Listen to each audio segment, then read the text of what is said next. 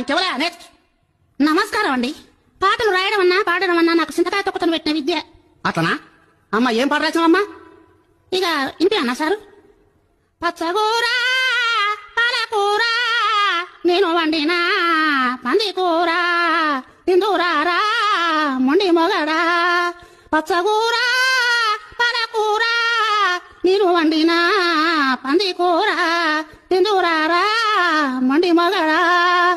ఆకుల కూర కప్పల పులుసు కాడల పోయి ఓ పెరివిడి. పచ్చగూర పాలకూర నేను వండినా పందికూర తిందురారా నొండి మొగడా. ఎట్లున్నాయి సారు సపట్టు కొట్టవైతివి? నీ ఇంట్లో అనుకునే కూరల పేర్లన్నీ ఎంతో ముద్దుగా రాసినావమ్మా. గిసొంటి పాటలు నేను వచ్చేంత వరకు చూడాలనుకున్నా.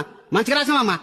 ఇక పాటకు 25,000 ఇస్తా అంటివి కదా, ఇంకా పైసలు ఇస్తే నేను పోతాను. ఆ పోరగాన్ని ఎడతారు కావచ్చు. ఇంట్లో ఏం కూర లేకుండే.